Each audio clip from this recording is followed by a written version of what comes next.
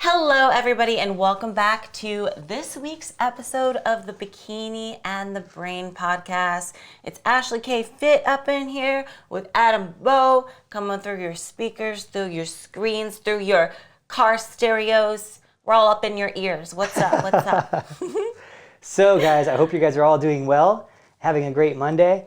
So, we have a good podcast episode for you today. Ashley is the brain of the podcast ideas. And the bikini, so you're just decoration. I'm just decoration. I'm just a lamp. Yeah, you're just filler. just a filler, basically. But if you're watching on video, you can't see Ashley today because she blends in with the background. Yeah. She's camouflaged in tie-dye. Oh, definitely. I have to keep it fun. Yeah. These colors look nice when you have a tan. I got that leftover show tan. Yeah, you get the leftover show tan. And you've had, what is it, four shows in 5 weekends now? Something like that, Something crazy like that? Yeah. And then we got one more to go.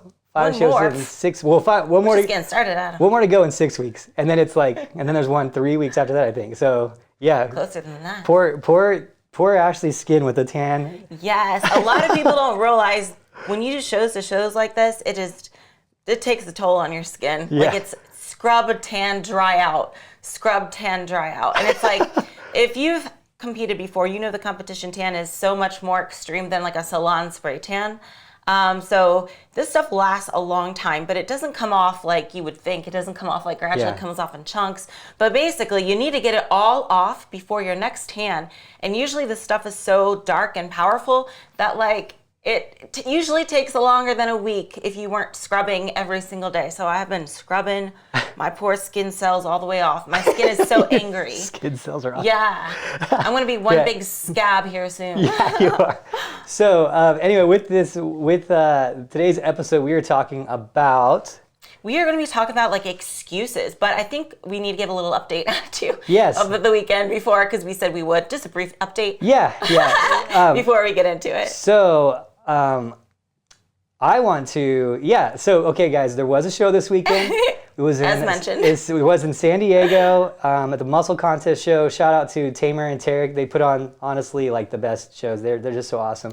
But I'm happy to announce to you guys and introduce to you the first woman bikini pro in the history of the sport to reach the milestone wins of 25. Your co-host, Ashley K. Fit, the first ever to 25, the second most winning IFBB pro in the history of the sport, which is crazy to actually say. Crazy to hear, right? Yeah, it is kind of crazy. It's like crazy. It's crazy. But I think what makes this one extra special is if you guys have been listening in and watching the vlogs and Instagram, Adam said that if I won 3 shows this year, he would give me his car. I would. And I just hit 3 shows this year. I won 3 shows this year. So there I it is. get his car. Now he has to buy another car. I'm car shopping. But we'll go into that a little bit. So the reason I want to do that too, one, you get to 25, it's momentous, but also just to thank you that what you do for the team. You know, you do so much for the team. And you do all these free posing classes and you help so many people and you inspire so many people and you're super modest and you're just like, no, I just want to help. Like, least I could do. It's, it's not from me, it's from the team. Everyone appreciates you more than you know, and so it's just a way we could say thank you because I know like how you are, and you don't accept payment for it. You're just like, I just want to help, and so this is a way we could say, hey, we can give her something. You need it. I know you could afford your own car, no problem, but this is just it's convenient, it's easy, it's nice. Yeah, thank you. This is why people get jealous of my coach. They get jealous. This is why you are goals. Thank you so much, Adam. That's like above and beyond anything I've ever expected. So I think that's kind of cool. Thank you. No, you help out for so many years. You've helped the team. And like, I mean, we did our first. I was thinking the other day, we did our first posing class in 2014. And then since like 17, 18, you've been helping with us like regularly with posing classes, seminars, this, that, and you just do it out of the kindness of your heart. And it's like. It just made the opportunity was there, and I was like, you know what? Let's just do this, and it just made sense. It's not from me; it's from the team, and yeah. So That's there you so go. thoughtful. Yeah, of course. And I'm so excited. It's cool too. And I want you to be in a higher car. I always worry about your safety, I gotta get that good car insurance. There you go. Now I can get it. Yeah. So anyway, congratulations. Thank you. Anything on that real quick before you jump in? One last thing is for those of you who are attending the New York Pro. we're both going to be there. So going. hope to see you guys. And I also wanted to announce as well that I will be doing a seminar in Hawaii on May 29th. So those of you who are local to Hawaii, check out my Instagram for more info. It'll be on my story or on my page at somewhere. I should keep it on Instagram. So anyway, let's get back into the main topic of this podcast because it's a really important one. So Adam, you have been coaching athletes for years and years. And you get many inquiries, and along with those inquiries and questionnaires, I'm sure you get a lot of excuses, lots of excuses, you know? There's so many excuses out there. Honestly, there's too many to name. Yeah. It all starts with, I had to walk the dog, but it could range from anywhere. But I thought it would be kind of cool to discuss some of the most common excuses people give to why they can't get in shape or live a healthier lifestyle. The most common ones that you've been hearing throughout the years, and of course I'll give the ones I'm hearing as well. So I don't know, I just think that's a great way to kind of debunk some of these excuses because as they always say, where there's a will, there's a way. You got to be stronger than those excuses. So yeah, I mean, while everyone out there is making excuses, some people are making it happen. Yeah. So let's tell people how to make it happen. I agree. And I think that there's no one really better to give that than you know? Yeah, because I give lots of excuses. No, because you don't give excuses. I think you're a highly productive individual, you know? I always look at people as I always look at their production, in life, no matter what they do, their production in life. Are they, someone who's just doing nothing with their time? The people only on Instagram all day long, only on YouTube all day long, doing nothing with their own time, video gamers, whatever. There's just so many, there's a lot of traps though out there. I always say that one, but it's not a shot or anything. I always say that one. But there's a lot of, I think those things steal more production out of people than anything else. And that's, I always limit myself on those things because I know how addicting they can be. It's very, I'm always afraid of doing things like that because I'm I know how addicting they could be. And I won't even buy a video game system in my house because I'm afraid, because I know what it does. I know when I start scrolling on Instagram, how long I can just scroll, all day. So that's one of the things that I think is huge is managing your production and making sure you're always a very productive person, and at least getting all your stuff done and whatever your goals are in life, that you did what you needed to do today to achieve those goals and in the highest capacity. And I think that you're a perfect example of that because, I mean, it would be so easy to be for you to be oh, I'm Olympia qualified, for life, and I just I don't need to compete. I just compete once a year, and and I'll just mess around the rest of the year, that type of thing. But you're after it. You're going after it. And it's just to get you better. One, you have fun with it, but also it's to get you better. You're learning from show to show. We're in here on Monday morning. I came in today on Monday morning for our podcast. It's 10 o'clock right now, and Ashley's been here for an hour posing and practicing. It's I'm going to get better. I'm going to get this. And it's it's just cool to see. And I think people need to hear those things because a lot of people will kind of make excuses when they see someone like you or someone who's a top girl. Oh, well, genetically, that's why. And I'm no, guys, she produces every day. She's in the gym, she's eating right, there's no BS, she's practicing posing, she's doing anything she can to get better. And I think people need to understand that, if you want to be the elite of the elite, that it's not gonna come easy. And the excuses are always gonna be there. Fitness will always be inconvenient. It will never be a time in fitness where you couldn't be doing something else and making an argument to doing something more fun too. So it is what it is. If you want to be the best, you got to put out the best effort and be the highest productive individual you can on a daily.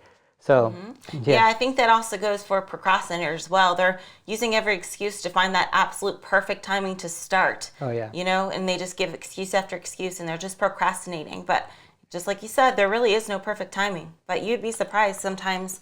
I find that some of the best outcomes I've had came at inconvenient timings because I made it work, and it just made me that much more determined to kind of overcome the hurdle of inconvenience and just push it that much more. Just know everyone out there isn't always everyone that's made it to the top in whatever it is they do. had to struggle with an inconvenience, a hurdle, a downfall, whatever you may call it. And, those people, instead of making excuses, saying like, oh, like I can't do this today because I don't feel like it, they're out there making it happen. They overcame it. And it's kind of like definitely a mental thing that we have to all realize that it's never going to be perfect timing. You just got to go for it. So yeah, let's go ahead and get into some of these common excuses. And I think the first one you actually kind of put out there, so let's go into it real quick. You put it out there as in like timing, actually. Mm-hmm. That's a perfect one because actually really common. We didn't have that one written down, but it was a really good one. So one of the things I get is probably one of the biggest excuses is, oh, I'll wait till after the holidays. I'll wait till my vacation. I'm going to my friend's wedding first. And these aren't usually things that are like, oh, hey, it's this weekend. Like, I think, hey, if it's this weekend, go do your thing this weekend.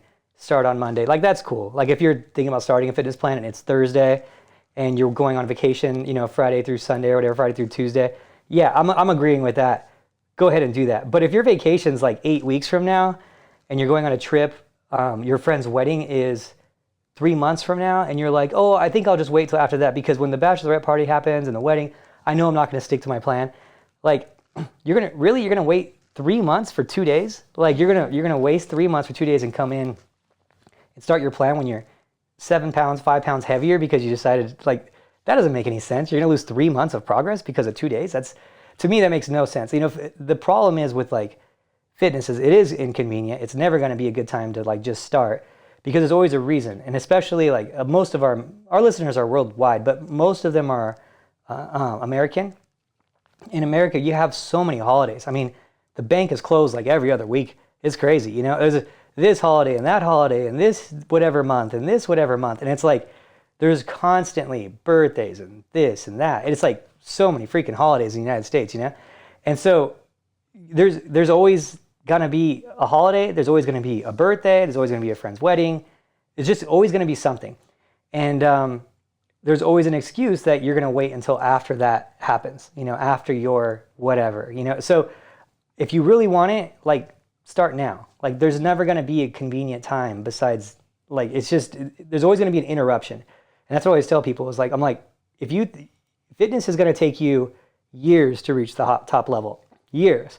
So if you think you're going to have a perfect 3 years with no interruption and you're waiting till whatever, a month from now to start that 3-year period, like, go ahead, but that's not how it works. You're going to have an interruption throughout your fitness journey every couple months.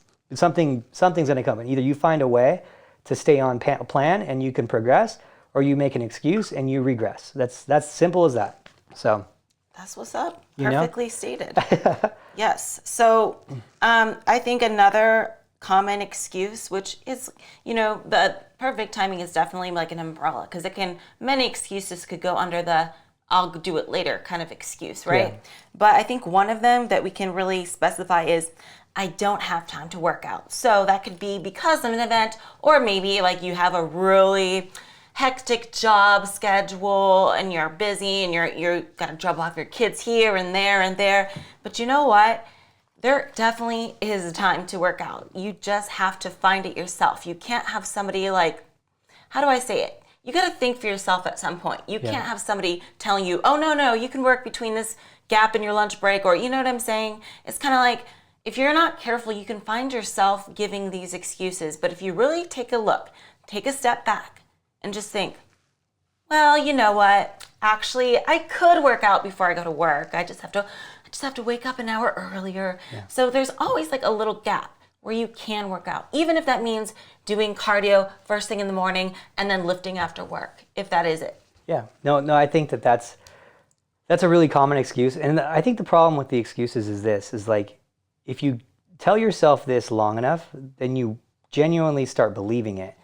And I think that if someone is saying they don't have an hour in their day, like, this is the way I think of it is this. And I always think of it as, I look at it as like the busiest person in the world. And look at things like that. So you look at like Elon Musk, you look at the president, you look at all these people. And I mean, you can look back for decades, all the way back. I mean, gosh, I don't even know how far back, like back all the way to like Clinton, as far as I can remember at least, where these guys are extremely busy. They're running the free world here, you know? So like you always see them working out. They always have time to work out an hour a day, do their jog, do their whatever with their Secret Service. And you always see those like clips of them. You know, if that guy who's that productive can work out, you know, Joe Rogan, who runs 2 podcasts a day, like, and does on the weekends as commentary, can work out for an hour a day and do jujitsu. Like, these guys are highly, highly productive individuals, and they're finding ways to work out. I promise you they're busier than you are. I promise you they're busier than you. You're like, oh, well, they have this, they have money, they have, like, they're regular people with extra on them. You know, they're just doing spectacular things, of course. But they are busier than you. There's no reason you can't make an hour and they can. Like, that's crazy to think about, you know? So I always like to compare it to that, because, especially like the Joe Rogan one, because that guy's crazy. That guy works so much. You ever seen that guy's schedule? It doesn't make sense. Actually, he's so productive, it makes me feel so unproductive, and I hate it.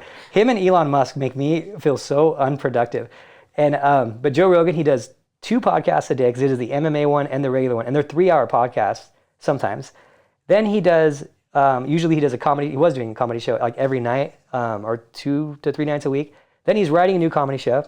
Then he's doing commentary on the weekends, and who knows what else he's doing throughout it's just pure craziness. And I'm like, man, just for us to do this podcast, which is an hour, like, it's so, like, it's just pure craziness. Like, and so when I see him, and then he's working out, doing jiu-jitsu and working out and eating right, I'm like, gosh, I'm so unproductive. Yes. I mean, you know, I think it's like important to take a look. What are you spending your time on throughout the day? If you look on your screen phone time setting or whatever, like, how much time are you spending on social media? Are you watching TV for an hour? Because there's other things you could be doing. Heck, you could even go to the gym and be on social media if you're doing cardio or something like that. But I think that's really important, is just to take a step back and look what you're spending your time on. And maybe there are a few days out of a week where you literally can't or whatever. That doesn't mean that you can't do it on the weekends or whatever else. I think you can definitely make it happen. You just got to come to terms with yourself and be like, you know what? I'm making an excuse. I technically, I guess I could, you know, do 30 minutes here, then 30 minutes here, or whatever the case may be. You just have to find a way to make it work. And I think that you, regardless of if you're competing or not, your health should definitely take priority over other things. I don't care. Even if, like, it really should. I mean, I'm all about, like, you know, you can spend time with family and all that good stuff too, but you got to take care of yourself, man. You really do. Yeah. Because it's really important. And, you know, I like to kind of gear this podcast towards, like, everyone too, not just competitors. So even for people that are just trying to get in general healthy shape, like, it doesn't even have to be as intense or as regimented as a competitor would, but you definitely need to spend time on yourself. Yeah. And it's not just about, you know, obviously you're talking about it being just about health and or fitness, but health too, because fitness, it's like, oh, I want to spend time with your family, you want to spend more time with whoever, but fitness isn't just about, like, fitness, like where we take it, you know, it's about not just adding, you know, years to your life, but adding life to your years. Oh, I like that. You like that? So did you make that up? I don't know. That was really good. I don't know if I did or not. That's really good. I don't know. Hopefully I did. I don't know. So I remember saying it to so this is the first time I said that, I was really young. I've been in the fitness for a very long time. My first job in fitness was 16 at a nutrition store, and then at 18 I was a trainer, and so I've been a trainer, you know, pretty much ever since. So you know, for me that was just 3 years ago because I'm so young. So that's a joke, probably. But no, my uncles would tell me that. They're like, he used to say, like, because I was like 14, I was super into it, working out and stuff. And then when I was working at the store, they would come in and they'd be like, they would say, oh man, I want to work out. I'm just, you know, too tired to work out at the end of the day after work. And I always said, no, it's not that you're too tired to work out. It's you're too tired because you don't work out. And I was like 14 or 15 saying that. And so I don't know if that's where it came from, but that was when I remember that. He was like, oh, he's like, you're right. Yeah. My Uncle John. It was pretty funny. So yeah, that's the thing, is it's going to add years to your life. We know that.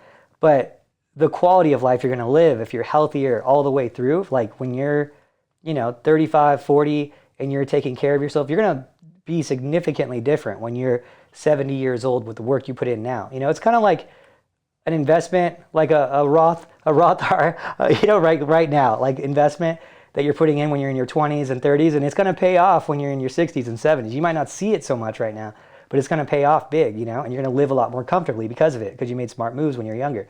So it's the same type of investment in yourself, that time you're putting in. So I don't know, it's super important. We talk about abs and whatnot, but like the fitness it's not just that, And so, yeah, and you could see it even with COVID and whatnot, and how obese people were dramatically worse. Like their odds of being hospitalized was dramatically worse. It was 81% of people who were hospitalized were obese. 81%. So it's like everything is better when you're healthier and fitter, and yes, leaner. So there you go. Yeah, it is what it is. It's a truth. It's just truth. So the next one that I always hear is, healthy food is so expensive and I cannot afford it. But it's funny because I also see these same people going out on the weekends. What's up with that? Yeah. What's up with that? Because I know restaurant food is way more, especially drinks, man. Do you know, like, I've not like been out for a long time, but it's like, I don't know what the prices are now. It's like $10 a shot. It's crazy. Is it? Something like that. Dang. That's Depending crazy. on where you're at, you know. Obviously, LA is a lot more expensive than Iowa, but yeah, wherever you go, drinks are very expensive, and restaurant food is more expensive than probably your grocery bill. Yeah. So, you know what's funny is that you say that, and I just talked to a girl, and I just talked to her over the weekend. The show, she comes to our posing class, whatever, and I was talking to her about.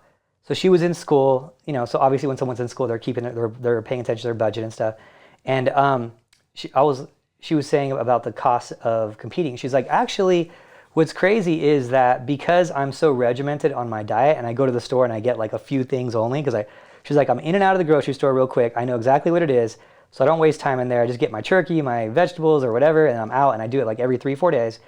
And because of that, and I'm so regimented, I don't go out on the weekends with my friends to restaurants. I realize I'm actually saving a lot of money by not doing those things. And I was like, no one talks about the counter to that, which is, you might spend a little bit more on, health food than you would on your normal items, but then because you're so regimented, you are saving on those other things. And then we did a video. Remember that time we did a video? We did a YouTube video. It was on my channel, where we were like, okay, how much does it actually cost to eat healthy? Yeah. And we did a full day bodybuilder diet, which was a male bodybuilder diet. It was like my diet. With, I think it had like 5 ounces of chicken, 5 times a day, rice, fats, and it ended up being like $5.50 a day on average. And I was like, that's way cheaper. My eggs this morning were more expensive than that. That it was only one thing. So it is, if you do it right, it is, I would say, a lot more cost effective. Unless you go to like McDonald's and you're trying to eat healthy there. Like the chicken sandwich, I don't understand that. Why like grilled chicken at like a McDonald's or something is more expensive than like a hamburger, but it's that argument is sound. That's the truth. But I think the key is just to do it at make home. It yourself. Yeah, exactly.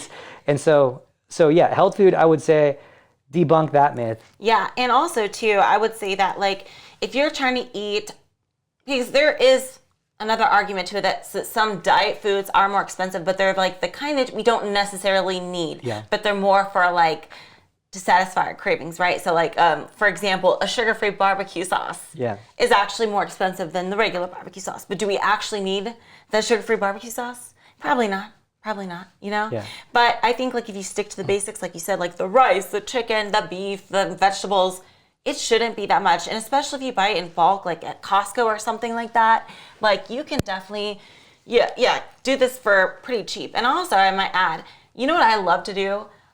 Even though like it's not really an issue for me, I love to go to the produce section in the clearance aisle and buy the vegetables that are 99 cents because they're older. They're in those red netted bags, and you get so much of it for 99 cents because they're trying to get rid of it, right? They're about to expire soon.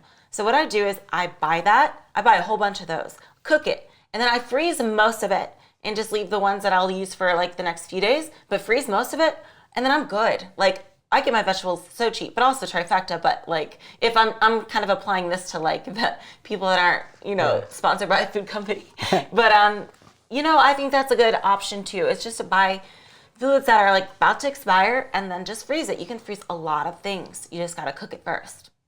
So. That's cool. I love Ashley is the clearance queen, by the way. I love the clearance She's the aisle. clearance queen. It's so funny. I do. if we're in a grocery store, which is like Ashley's favorite thing to do, by the way, and we see a clearance section, like just keep walking because Ashley's gone for 20 minutes at least.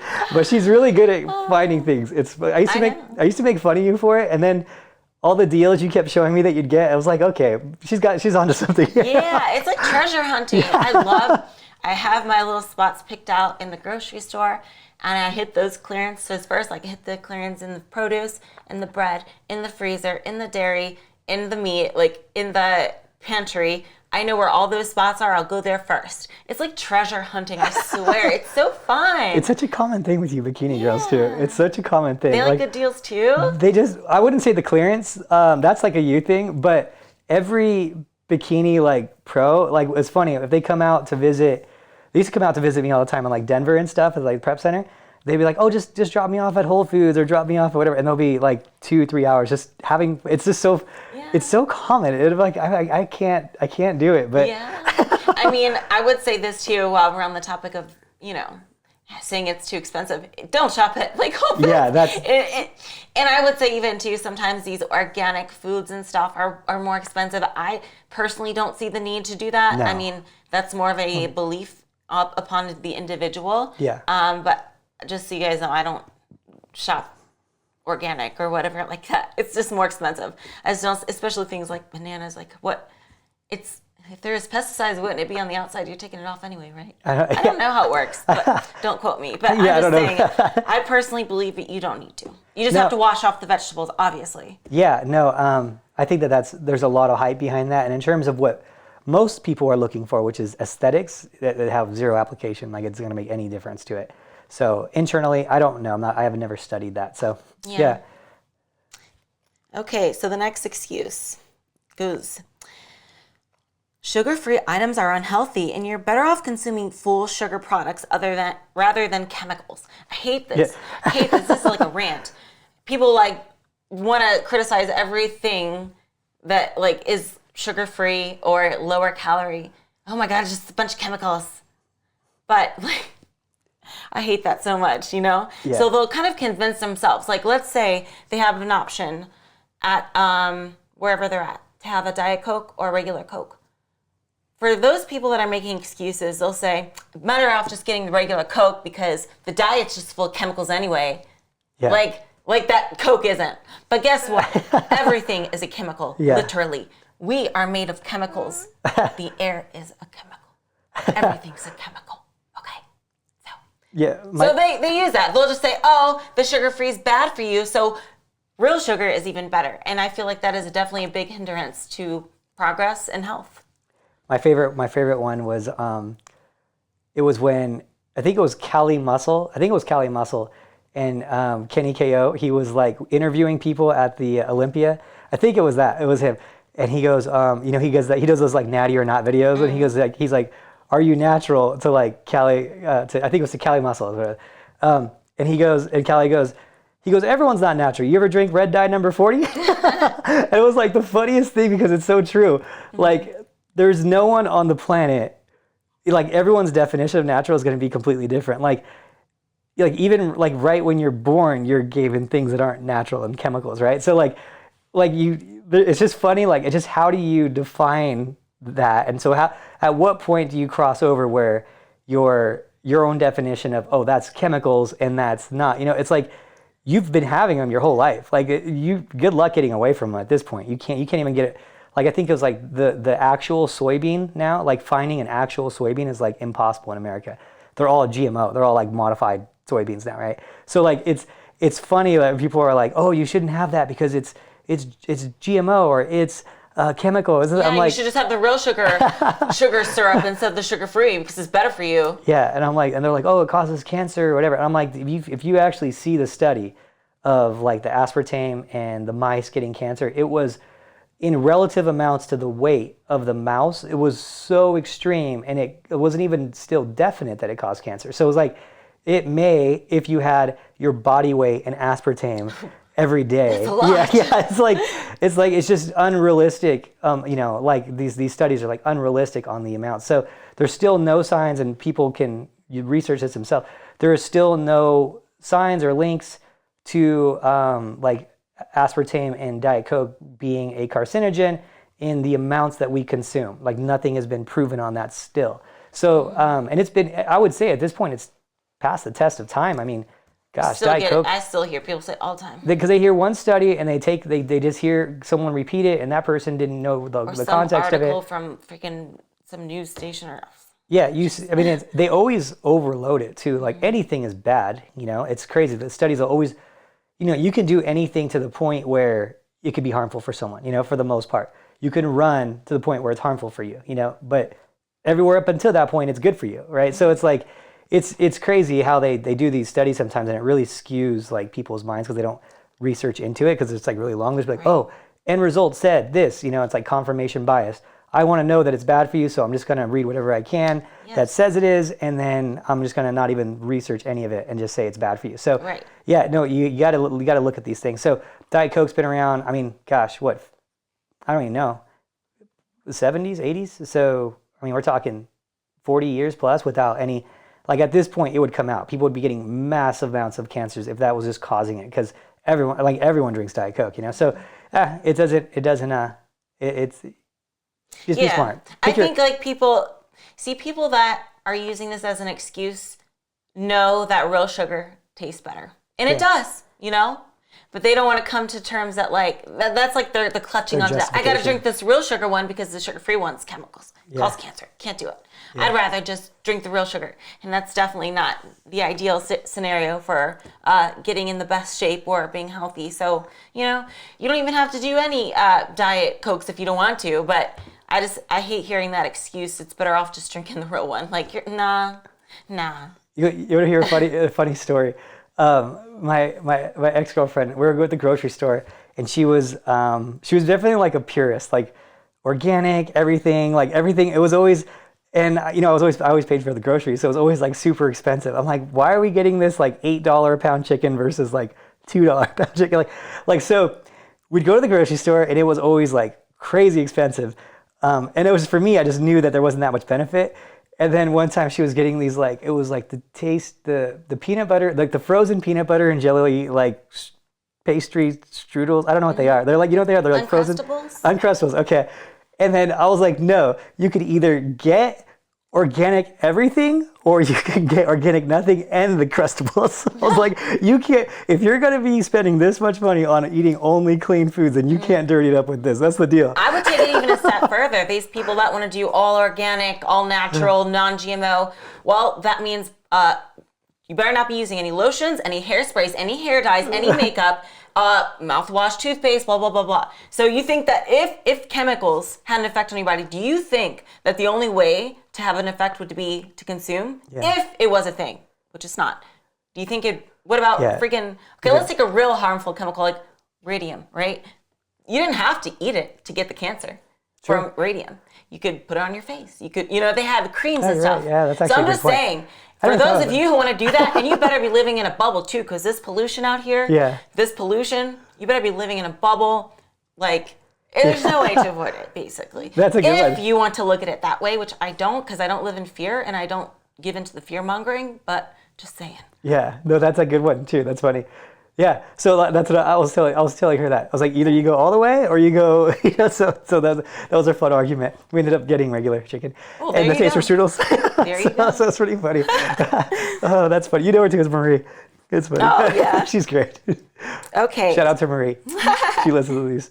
So the next one is, I have children or live with other people, and I cannot keep empty calorie foods out of the house. Oh. So maybe you can have like some little ones, and they need to pack their lunch and have their fruit snacks, and they have Pop-Tarts and all the good stuff, And for them, maybe it's just, they can't keep them out of the house, they say. That's what they're saying. This is kind of gross, but it was actually, this is kind of gross, but it was really interesting. And so I have this client in Colorado, and she's highly intelligent. She's like a lawyer, just not someone you would like a go-getter, not someone you would typically think. I just mentioned that because it's not someone you would typically think would be like cheating on her diet. She's just like, super productive person, high level. And she was like, I have kids and I have all these little things around the house. And I just wanted to see one day how many little things I was nibbling from their foods. Like I would give them their snacks, whatever. And I would always take one or two, a little gummy here, a little this. So she goes, so she's like, she brought it into the gym too.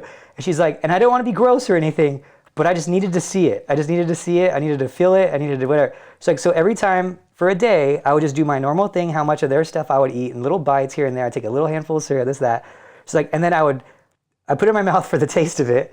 And then I spit it in this bag. It was so gross. That's genius, actually. She's like, so I just wanted to see it. And so she brought in this bag and she's like, it's gross. But look at how much food I was grazing on all day long.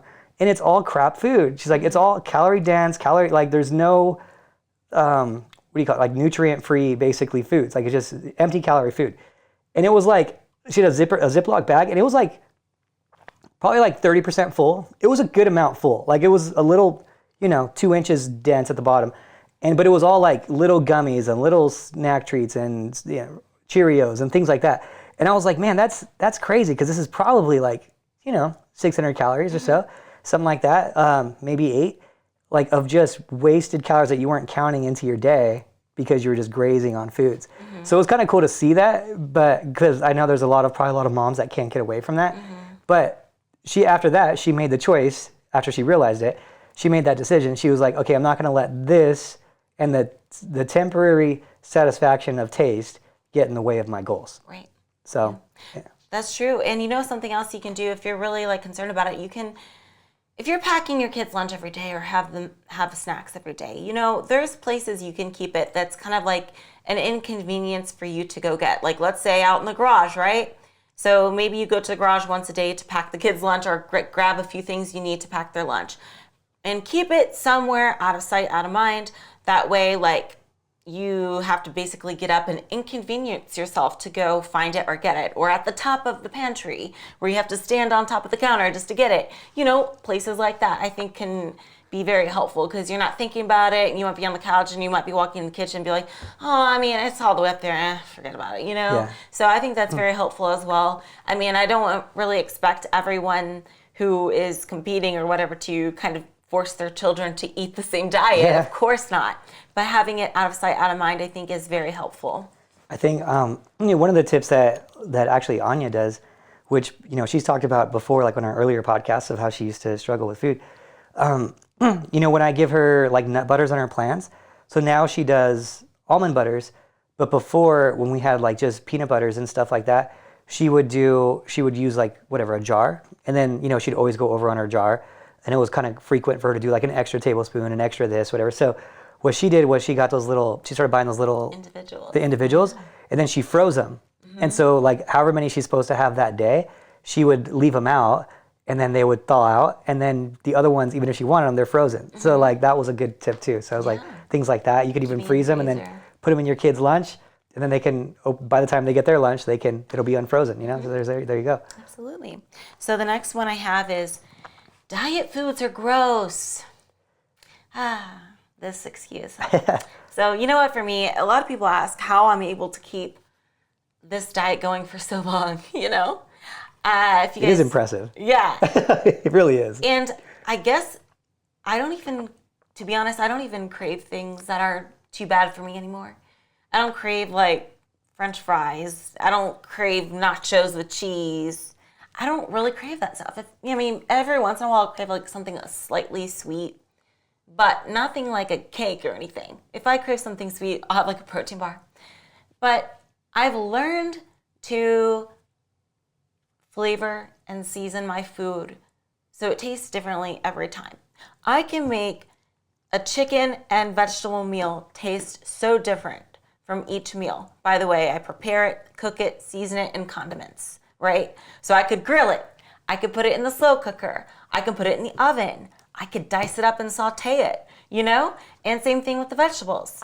You can do that too. And I will add, we live in a day and age where we are so lucky to be dieting now. There's so many cool like sugar-free diet foods out there where it's like, it might take a little bit of getting used to, but to me, I'm like, oh yeah, it's sugar-free barbecue. It tastes just like barbecue to me. I don't know the difference. So I've kind of trained my taste buds and I've trained myself how to cook things how I like and how to diversify each meal. So it is something new and exciting every time. Yeah. I think with that's where people really mess up, honestly, like how they cook their foods. Yeah.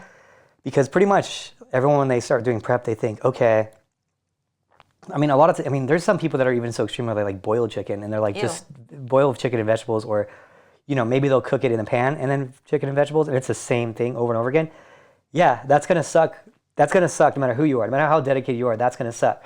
So one of the things that me and Ashley have done is we go to Penzi Spices or in a spice store, and we go in there and have a ton of fun in this. I mean, I don't think we've ever not had like a good time in the spice store.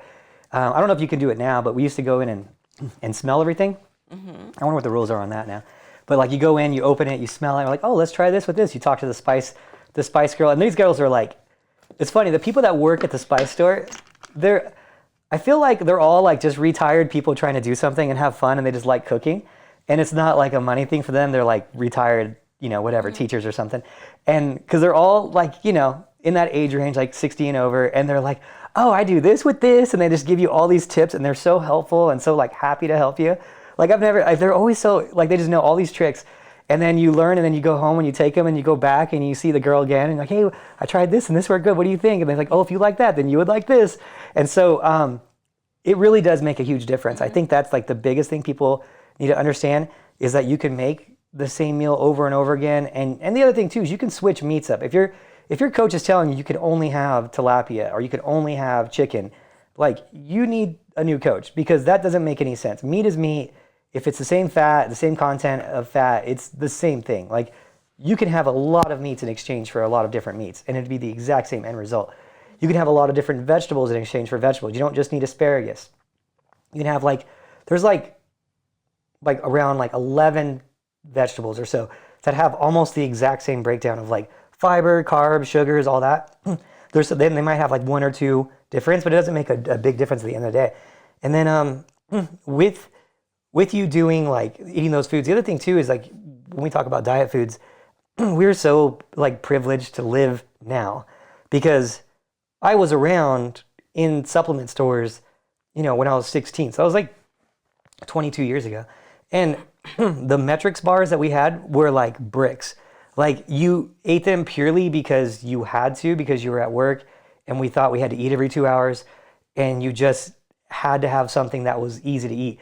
I mean, it was so bad tasting, but only the super dedicated would do it, because it was like a brick of nutrition. It was like, I can't believe we can get this, can't believe we can eat this protein bar. Like it has all the foods we need. And it's like you just suffered through. It was like basically like an MRE for like an army guy or something. Like they just needed something to eat, so like survive kind of thing. Now you get those like one bars, and the one bar, the Quest bars, you're like, how is this diet food? It's so good, and if you're complaining about that, I don't know what to tell you, because I'll try to find an old metrics bar from you. I'm sure they didn't expire. Yeah, I mean, even the protein shakes, you know? Like, I remember when I was in high school, my dad got me, like, a protein shake tub from GNC. It was raspberry flavored. And I remember it tasted so bad that I had to plug my nose and just, like, chug it. And then after I would gag, like that. But now, protein shakes taste so good. They taste like a milkshake. Yeah. Like, I kid you not. So they've come a long way. And there's also, like, even with that, you can prepare it in different ways to make it taste better. Add ice to it. Add extra stevia drops. Add xanthan gum to make it thicker. So there's so many things you can do. You just got to get creative. I didn't know the xanthan gum one. Yeah, that makes it thicker. Makes it like an ice creamish, ice creamish milkshake. How do I not know about this? Really? I do it all the time. Huh. It makes it taste like a Frosty, like of that kind of consistency. Okay, I'm going to try that out. It's a food thickener. It's made of vegetable fiber. Huh. Yeah. I've never done this. Yeah. I do it. So my favorite protein shake, and I do it most mornings, is I get a little bit of almond milk. I get like maybe an inch or two of almond milk in a shaker cup, and then I put like 1.5 scoops of protein, and I shake it so it's like real thick.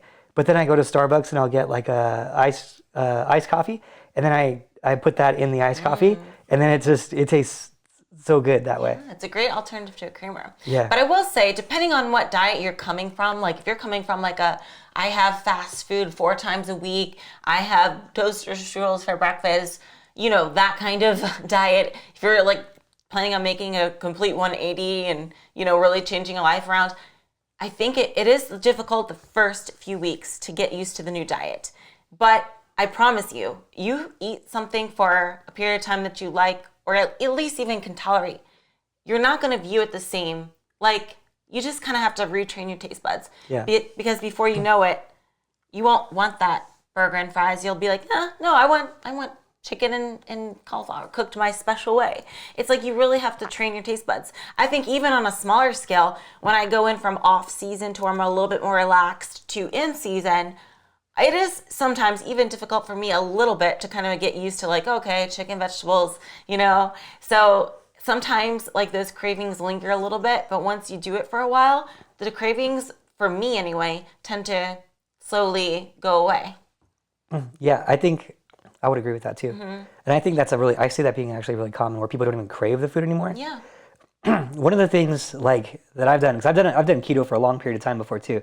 I did keto for like a year at one point where I was like just carb free for like a year. And then there got to a point where I just didn't even want any carbs. And I was like, oh, they just seem like such a waste to me. I'd much rather have like protein or nut butter or like something like really low carb, like nut butters.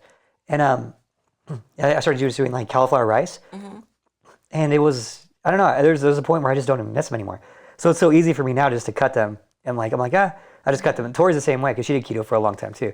I want to say she probably did it for longer than me. So she's like, I just don't miss carbs anymore. I just don't, if I'm not gonna, it just feels like empty calories. So I'd rather just have cauliflower rice and extra fats or whatever, like the thing, like extra avocado or something. So yeah.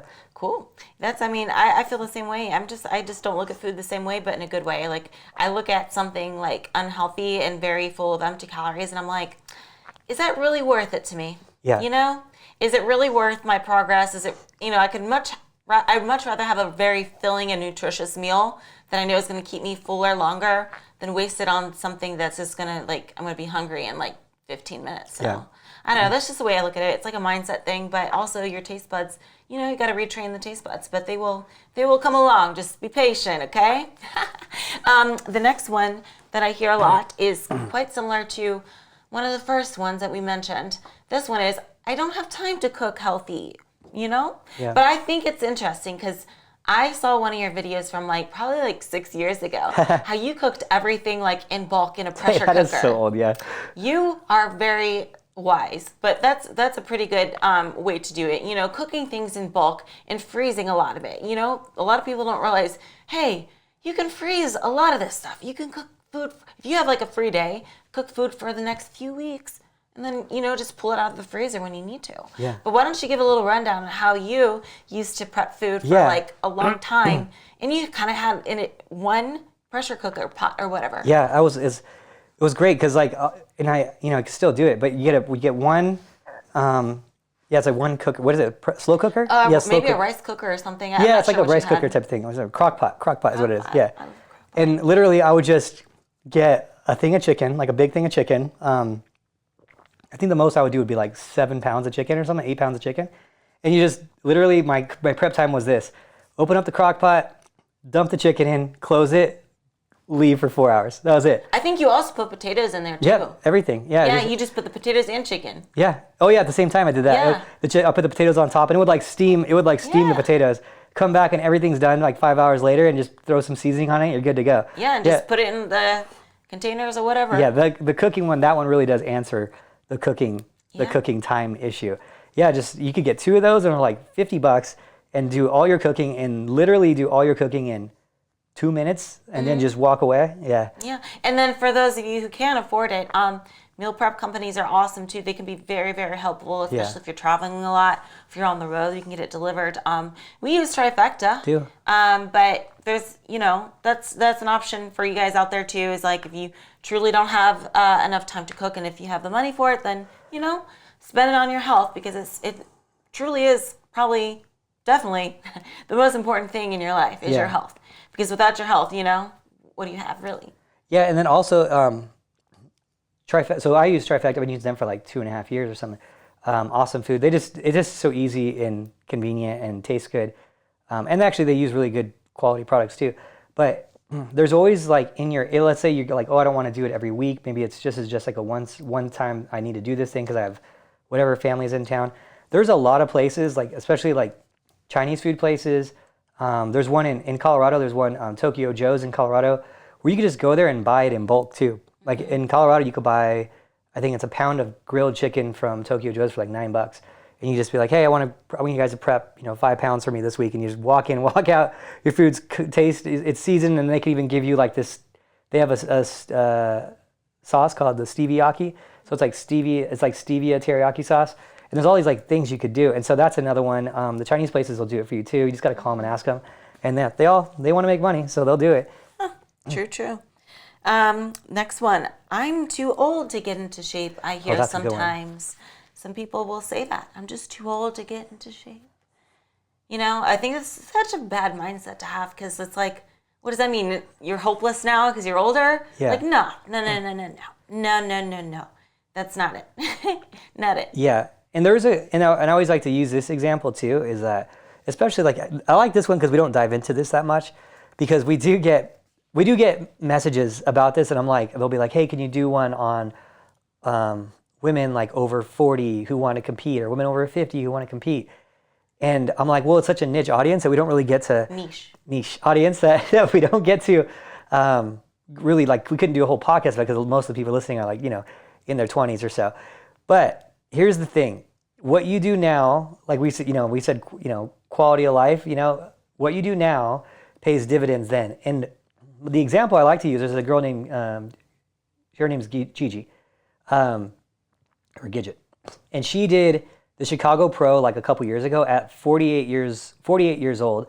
And everyone's like, oh, when you pass 40, you can't do good in bikini or whatever, right? And like Bikini Open, you got to do Bikini Masters. And I'm like, where did you ever get that? So Gidget was like 48, I think, when she did the Chicago Pro, and she got second. And there was like, that was before COVID. That was when shows were super, super dense. There was like 30 bikini girls in there. They were all, I would say 95% of them were in their 20s. And she looked incredible. And it just, what's the difference is she's been taking care of herself ever since, She could probably compete till she's 60. That girl's just, she doesn't age. It's crazy. She looks incredible.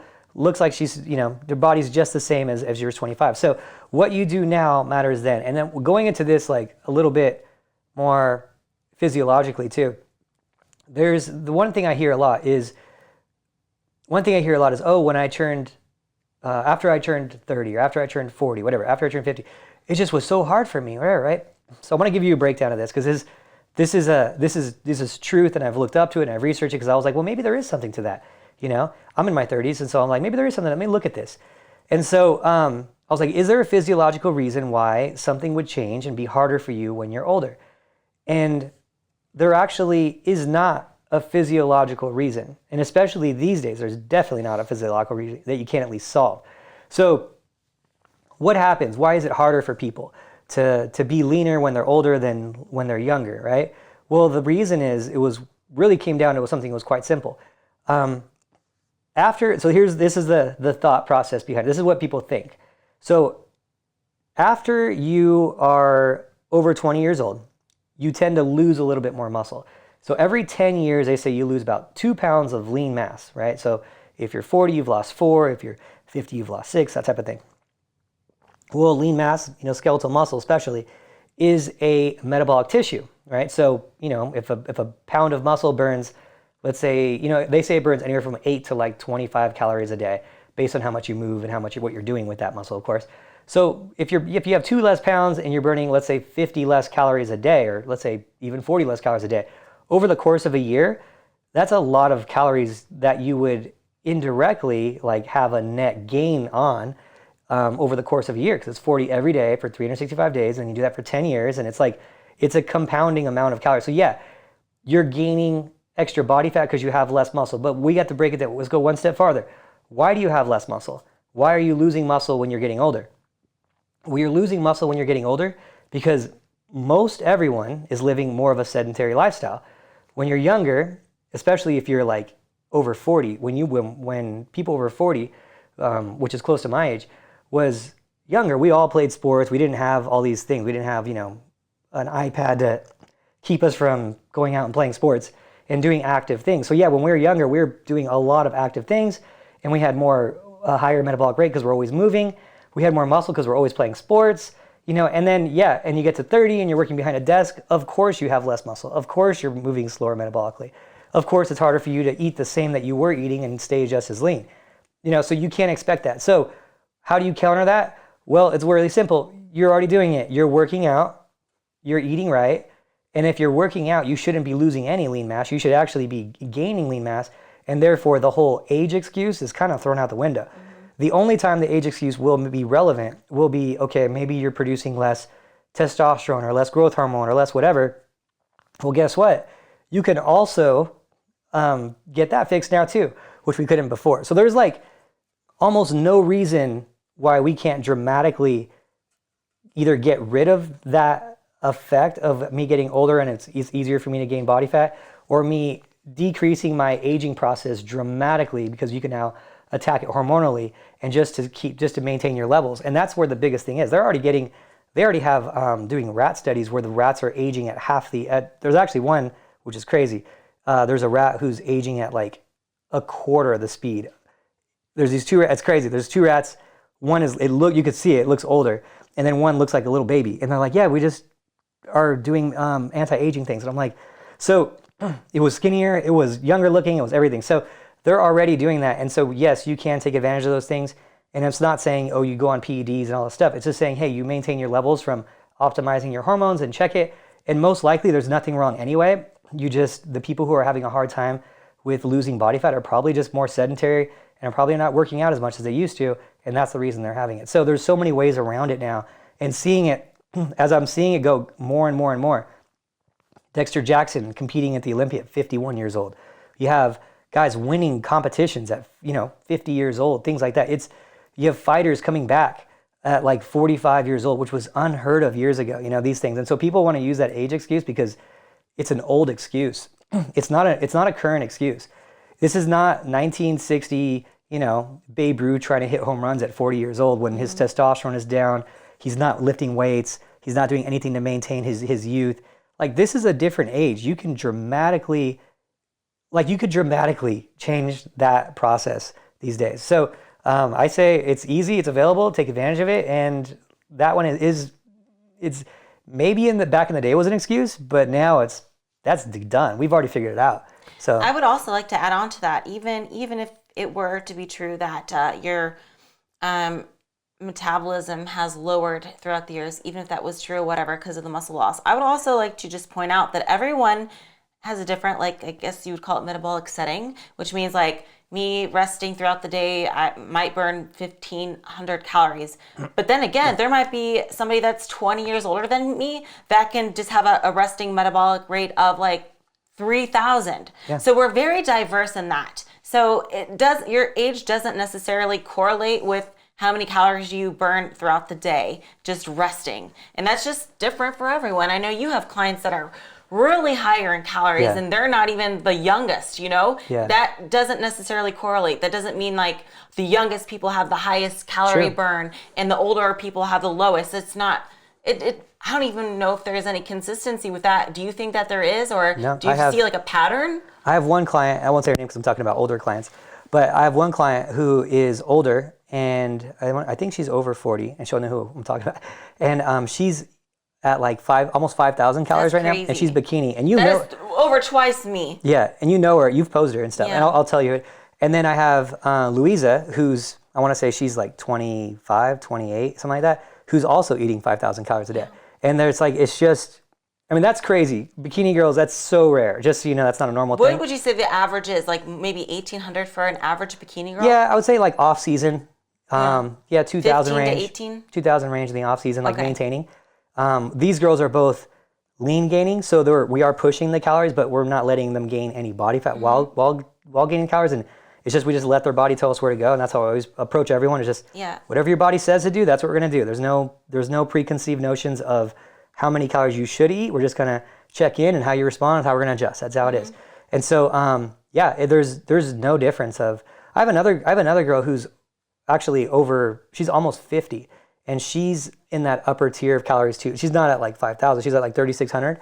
So that's another example too. That's crazy. Yeah. And like mine, I got it tested like a few years ago. It's 1,500, which is kind of like, there's quite a few of us out there that have that too. So it's not even, doesn't seem to be a correlation then, I guess, between age and calorie rate that's burned. So just, so like, to answer the question in summary, when somebody asks, how do I prep for a bikini show if I'm over the age of 40?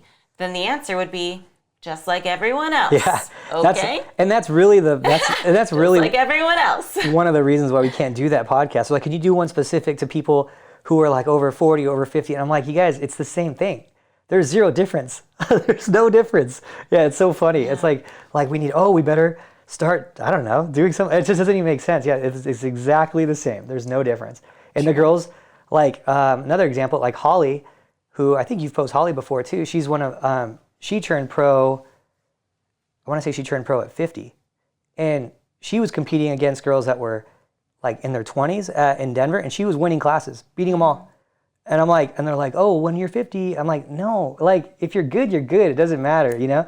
So yeah, it's just don't let that be an excuse that like keeps you from doing these things. Yeah. Especially if you're like, you know, we should talk, especially if you're like 50 and you think you can't compete against them and you can't compete and you're like, oh, I would do it, but I'm too old. Like, just so you know, there's a lot of girls doing that. I even got a pro card in Europe from a girl who was 40. She was in her younger 40s, so early 40s. And in Europe, you can't get a pro card unless they win the open class overall. So that means that like it wasn't a master's pro card.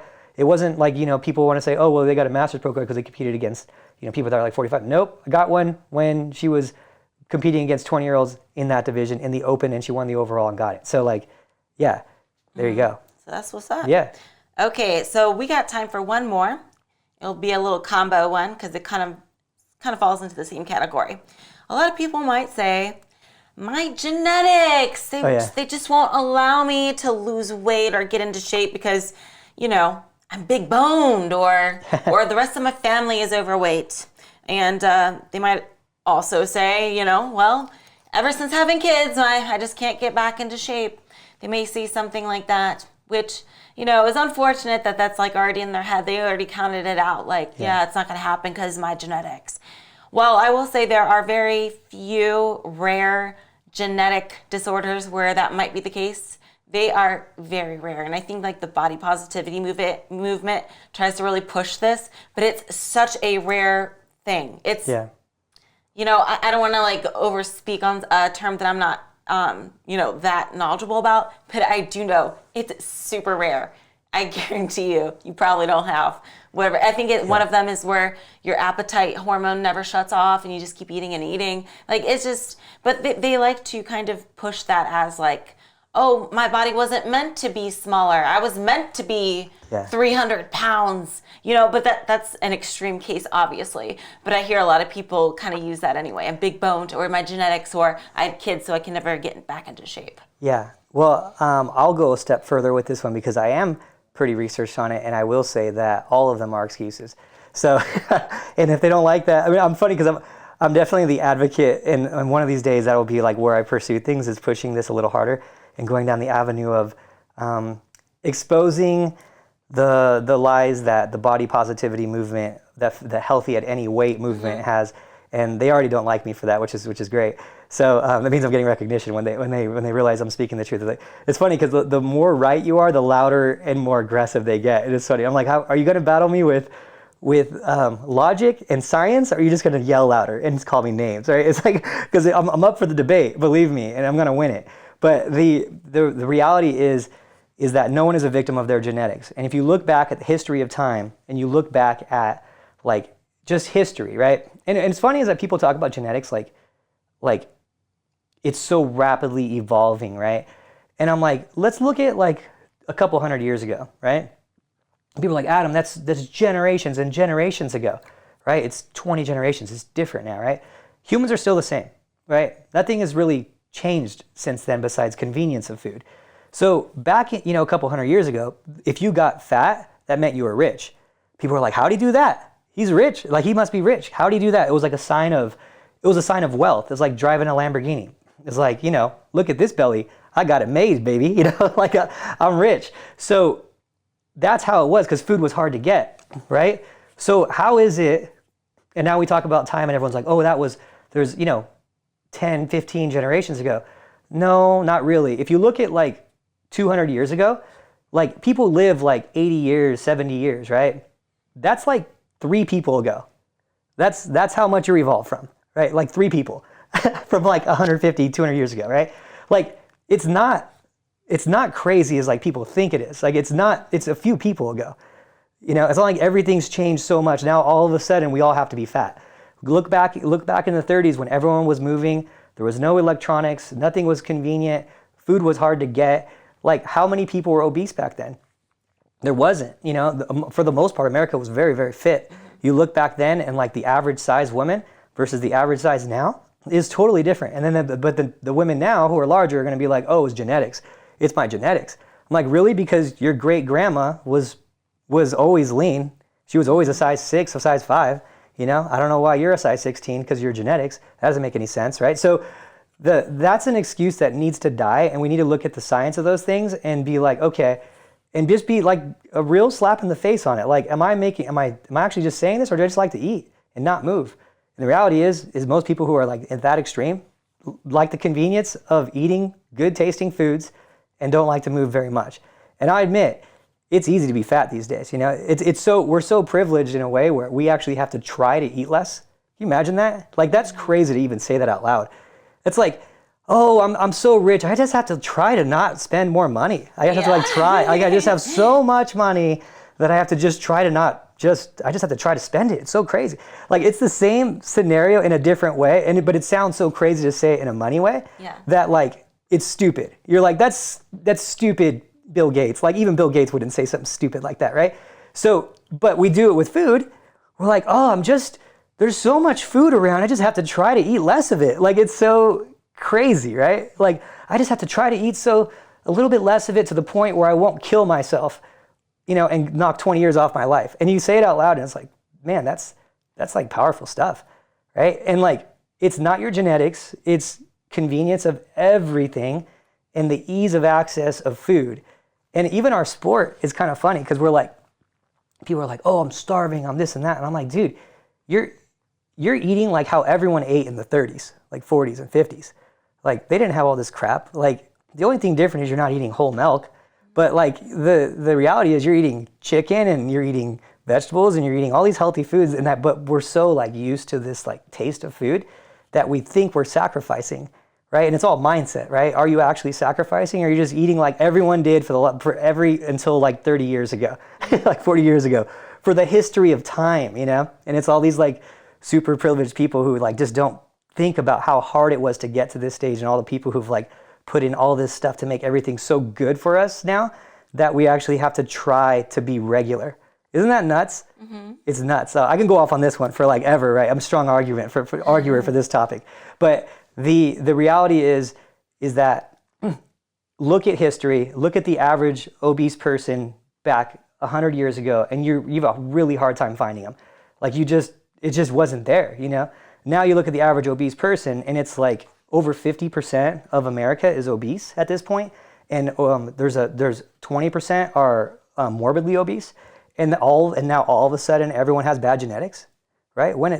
Hold on, let's look at that, you know, scientifically, and look at the actions that are caused that, not just the result. So yes, most likely, if you're overweight to an extreme, or even overweight, you know, at all, it's your fault. It is. It's not genetics. It's your fault. You're moving too little. You're eating too much, and you're eating for taste, not for fuel, right? And nothing wrong with that. I do it sometimes too, you know. But like, it's just the balance of those things, and just don't give into that excuse, because that can control you, man. As soon as you believe it, the second you believe it, you know, it becomes a reality, right? That's that whole saying. There was one man who believed he couldn't, and there was one man who believed he could, and they were both right. And so, belief is a huge part of it. Anyway, so. Mm-hmm. I'll get off my soapbox on that one, but it's something I'm very passionate about, and that especially with our youth. You know? And what would you say to those women who say their body has never been the same after having children, and they just can't bounce back? Well, so that, you know, and honestly, in that scenario, I would say, you can look at all the women who are super successful with having kids, who've very health conscious going into the pregnancy, very health conscious going out of the pregnancy. That maintained a really, really good physique the whole time. Some of them, I mean, our current Miss Olympia has kids, you know? So like, I mean, that's the best physique in the world right now, right? As post-pregnancy. So that should tell you something right there. But I mean, is there hormonal changes that happen with some people that make it a little harder after pregnancy? Yeah, but can you solve that now? Yeah, you can for the most part. So, a lot of the things that will happen with post-pregnancy females for some reason have a higher percentage of thyroid issues than others. But, go see the doctor, hormone optimization specialist, and see if you have any of those issues, The reality is, and then the sad reality, and I don't ever want to pick on moms, and I know it's a sensitive subject for some people, but I just say how it is. I just say the stats. If you don't like it, don't get mad at me. I'm just the mailman of these stats. So the reality is this: most people when they're pregnant will kind of use that as a, hey, I'm pregnant now, I'll eat whatever I want, I'm pregnant, my kid needs this and that. They'll say I'm eating for 2 people. Yeah, and they go way overboard. And the reality is until you can be in a caloric deficit all the way to the 3rd trimester and be perfectly healthy with the kid. So I wouldn't recommend that. I would say, maintenance calories, but you don't need to be gaining this excessive amount of weight just to birth, right? So there is a way to do it the right way. There is a way to, but the problem is you're going to get in that mindset and you have this whole, the whole cancel culture. This is definitely a cancel episode. The whole cancel culture, oh, I'm going to do it my way. You can't even tell someone to eat healthy while they're pregnant now, right? Because it's bad. It's you get in trouble for it, right? But, it's funny. I've been in trouble so many times, I don't care. But the reality is, yeah, you can have the healthy pregnancy. It's just a matter if you care enough about it to do it, care enough about your physique to do it. And you can say, oh, that's so, that's such a egotistical thing to do, and you're not caring about the kid when you do it. No, your kid would be just as healthy, if not healthier, if you ate healthy the whole time through.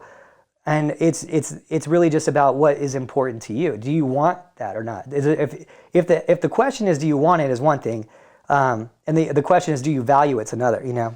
But don't not value your physique and then complain and say it is because of this if you didn't value it the whole time, just to give yourself a narrative that gives you that excuse that kind of enables that excuse. That's a totally different thing. So possibility versus giving into an excuse, two different things. I'm not big on excuses. And you're not either. I think it's funny because we're very similar in our ways. We're highly productive individuals with our time, and I think that we accomplish a lot because we're so productive with the minutes of our day. And then it can come off to people who are less productive or who don't aren't as productive with their time as harsh. But these are the mindsets of people who are getting things done in the world. I think people that make excuses want people to kind of confirm their excuse. Yeah. They want to be like, oh, yeah, I understand. You're right, But I think that's the opposite of what we should be doing. I think that tough love is the way to go with this, Yeah. It's funny. That was another Joe Rogan episode where he was talking about fat shaming and stuff. And he was like, yeah, I get it. He goes, but honestly, he's I was getting fat and my friend called me fat. And I was like, shit, you're right. And then he lost weight. He's so for me, it worked out great. He's I don't care. I would never do that, just directly like that. But it's we're too sensitive to dance around the subject, and it's enabling people to hurt themselves, That's where it becomes dangerous. Where you're no, oh, that's okay. You can be big, you could this, but, and then they die 20 years early, right? That's a bad thing. That's, you can help them at that point. So, anyway. Yeah, that's my... Very similar to saying something yeah, smoke cigarettes, it's fine if it makes you happy, Yeah. I can't see anybody saying that, so why should we say, yeah, your excuse is okay, yeah, got it. Yeah, I understand why you can't lose weight, okay. Yeah. Okay, got it. Obesity has crossed past the point of killing more people than cigarettes at this point. Yeah. But we don't say anything about it because it's habits, right? Yeah. So it's sensitive because it's someone's body, right? We can't say anything about it because it'll make them feel bad about themselves. You guys, life is hard. It's life until now for hundreds of years has been so difficult. It's been so difficult, and now we're so privileged that we get to just eat what we want, play video games, not move, and then we complain about being fat. It's crazy, man. It is so crazy these days. So be thankful, be conscious, but be real, and don't lie to don't lie to yourself. Don't let people lie to push that narrative because it hurts other people, especially this whole fat activist healthy at any weight movement, which is they're telling kids, oh no, it's fine. This whatever celebrity is it's body positivity thing.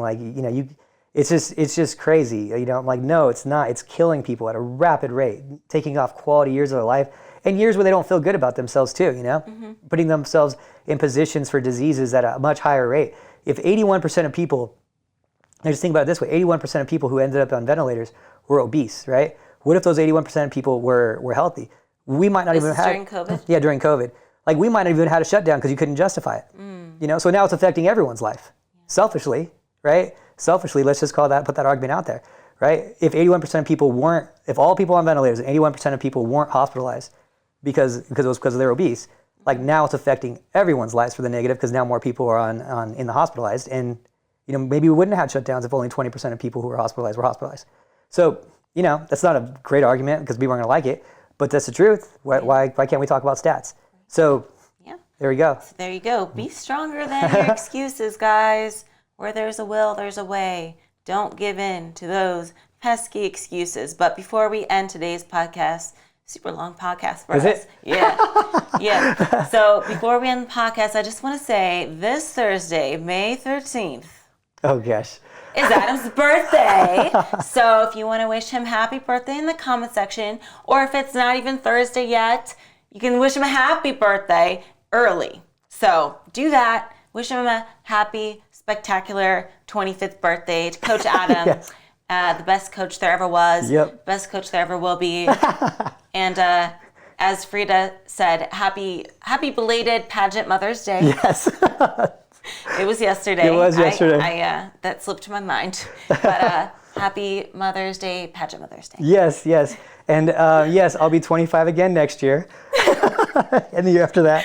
Thank you guys so much for watching. I'll see you later. Bye.